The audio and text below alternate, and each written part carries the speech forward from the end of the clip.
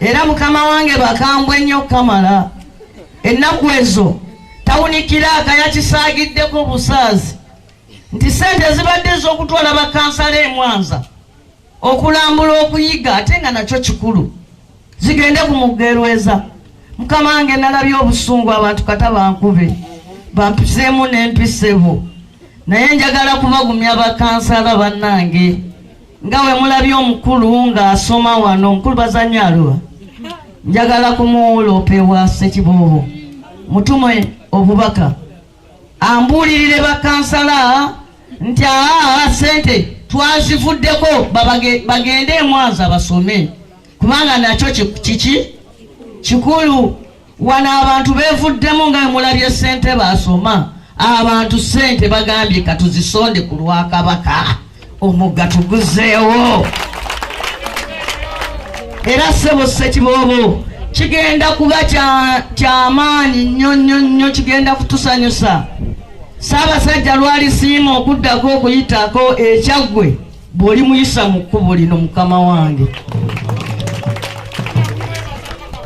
Tumwebaza waliwo olunaku lumu twakola olutindo mu nkola y'emu ennyanja eyo Mugoma naye Ssaabasajja Kabaka yasiima n'ayitira mu kkubo eryo kata tuffe essanyu mukama wange. Na wano tumulinze n'ebiyitirirwa bannange mutandiko bizimba lwonna Ssaabasajja lwaliyita ekyaggwe Ssekiboobo nkwegayedde omuyisanga wano mukama wange kubanga naawe ssebo wosiimye okutongoleza omulimu guno ogwa bulungi bwansi. Ssekiboobo nkulayirira gwe mukulembeze kati ow'okukola emirimu ekyaggwe. Abakulembeze baffe abalonde sente bazibajjako tebakyazirina.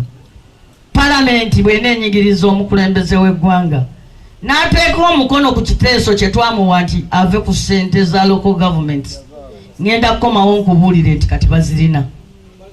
Naye ate mukama wange waliyo n'omuze omubi oguyigiddwa abakozi aba gavumenti bwe tubatuma emirimu nga bagitumbuula ensimbi.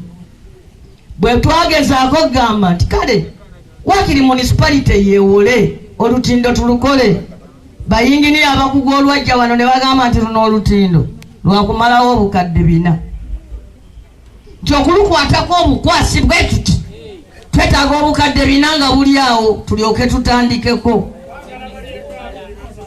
Mukama wange batujjukiza ekiri e Kampala kyowulira omukulu Lukwago nga akiyombako ng'akikaayanira ng'akiwakanya nti nno bataddewo e Kampala okulima amakubo ne bagamba nti buli kilomita mu Kampala bagirimira biliyoni 11. Biliyoni mukama wange gye njogerako soogera ku miliyoni. Biliyoni 11 bagenza okumala okubuuliriza nga wadde mu Amerika oba e Bungereza teriyo kolasi yali amaze website ezenkana biliyoni 11 eza Uganda mu kumukola naye ffe wano ewaffe ze balamudde. Kakati mukama wange abantu abo be mulaba be batuleetedde okuba nti nno emirimu kati mu gavumenti gigenda kasoobo. Mukama wange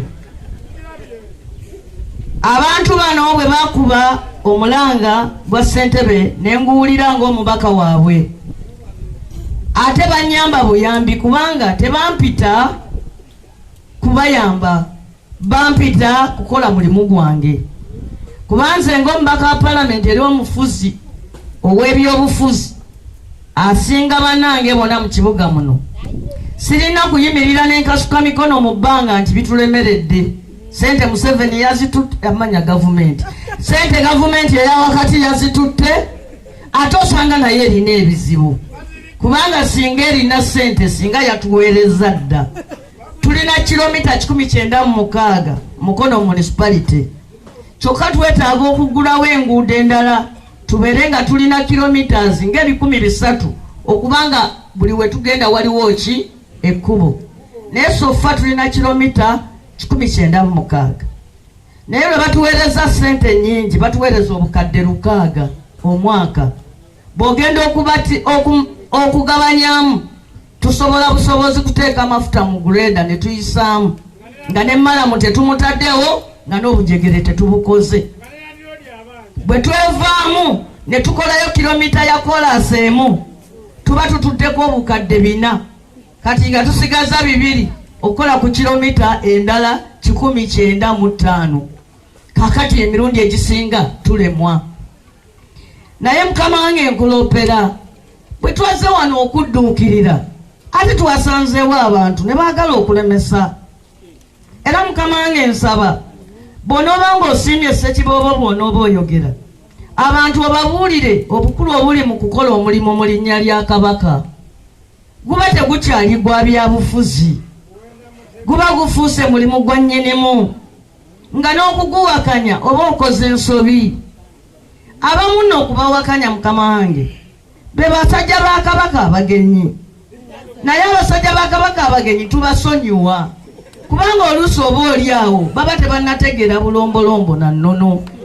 Ate Ssaabasajja yakitugamba nti tetubasosola, tulina otuula nabo nga n'abamu mukama wange twabawadde obwami. Kakati twetaaga bwetaaza okubuulirira abantu nti omubaka bw'abazze ng'omulimu gwa Ssaabasajja ng'omulimu gwa kola kkubo mwena mumwegattako, temugenda ne mwefungiza. Omulundi ogw'ogwo olukiiko tetuba kubeera nga Katonda ali naffe kata gutuleme nga waliwo abavubuka ab'amaanyi nga bafuguma. Mukama wange ne banjijukiza kye nasoma mu Bayibuli mu kitabo kya Nekemeya essuula 4. Nekemeya essuula 4. Njagala kusomerayo ow'ekitiibwa Mulembya akiwulire. Mukama wange wasomawe wati nti awo Sanubalaati olwawulira nga tuddaabiriza bbugwe n'anyiiga nnyo era n'ajjula obuswandi, n'aduulira Abayudaaya mu maaso ga mikwano gye ne mu maaso g'eggye lya Samaliya n'ayogera nti, bano Abayudaaya abanafu bali ku ki? Balizzaawo bbugwe waabwe? Baliwaayo saddaaka? Balimalira omulimu ogwo mu lunaku olumu? Bayinza okulamusa amayinja okuva mu ntuumu z'ebisaaniiko ate ebyokebwa? Tobiya Omwamoni yali amuyimiridde kumpi n'ayogera nti, ebyo bye bazimba singa ekibe kirinnyako kisobola n'okubisuula kubanga amayinja gaabwe temuli mafunfu gumerere. Nensaba Katonda nti otuulirayi Katonda waffe, kubanga tunyoomeddwa. Ebivumo byabwe bizze ku mitwe gyabwe bo, era bawe eri okunyagibwa mu nsi, eri bafuula abasibe. Oleme okubika ku musango gwabwe newankubadde ekibi kyabwe okukisangula mu maaso go Kabaka Katonda wange. Bakusunguwazizza kubanga boogedde ku bazimbi bo. Awo ne tweyongera n'okuzimba bbugwe okutuuka wakati ow'obugumirevu bwayo, kubanga abantu baakola n'obumalirivu. Naye Sanubalaati ne Tobiya n'Abawalabu n'Abamoni n'Abasudoodi bwe baawulira ng'omulimu gw'okuddaabiriza bbugwe ewa Yerusaalemi gugenda mu maaso nga gutandise n'okuzimba ebituli, ne banyiiga nnyo.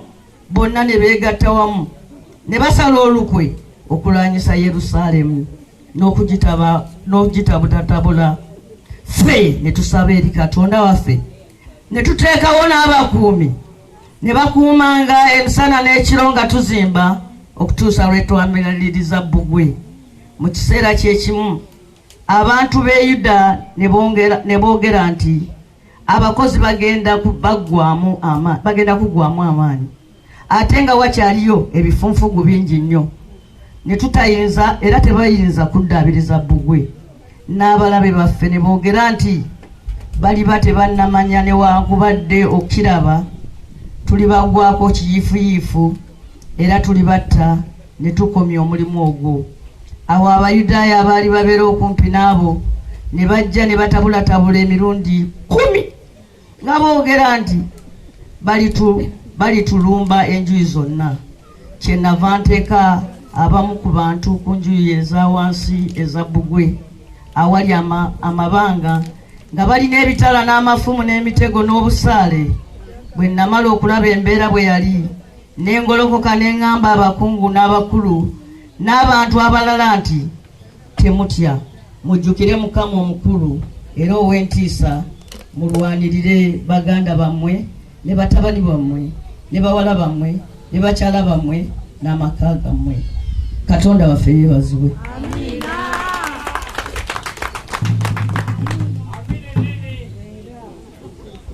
Mukama wange bwe tunaba tukola omulimu guno Basanyufu ne Batobiya tebajja kubulawo. Abayudaaya n'Abamoli n'abaki bajja kujja boogere nti Abaganda baggwawo, tebakyasobola kubaako kye bakola. Naye Mukama Katonda waffe tujja mwegayirira. Era abantu kye mbagamba kimu, ng'oyo bwe yagamba bali Basanyufu be yali amalamu amaanyi ti temuggwamu maanyi, mweyongere okukola ki? Okukola, kubanga Katonda ali ku ludda lwaffe, ate tukolerera abaana baffe n'amaka gaffe na ggwanga lyaffe na kitiibwa kya Kabaka waffe. Era olw'ebigambo ebyo ebingi n'okukkiriza nti Katonda ajja tubeera omulimu guno tugumale, ffe tetujja kukozesa bukadde 4 Mukama wange, tugenda kukozesa obukadde 56. Njagala kwanjulira ekisembayo nti omwami Ntambi yatuwadde akakadde kamu n'akagamba nti agenda kawa ab'akakiiko akakulemberwa mwami Sendi. Ekiro ne mukubira essimu okumwebaza ne mugamba nti Mukama wange weebale nnyo okutuwa miliyoni ennamba era mugikubire mu ngalo. Naye okuva omukyala afumba ewuwo bwali ow'ekkobe nga nange nze Nambooze watusedde. Era mwami Ntambi n'aŋŋamba ko oyogedde ekyo ssebo, nkuwadde miliyoni endala 5 era Mukama wange ndi nazo wano. Twebaza abantu ng'abo era omutima ng'ogwo gweyongere Ssekiboobo. Era njagala kati kukozesa obuyinza bwompadde nga sinnayita owa bulungi bwansi akuyita otongoze omulimu ng'ovuga weetiiyo eyo.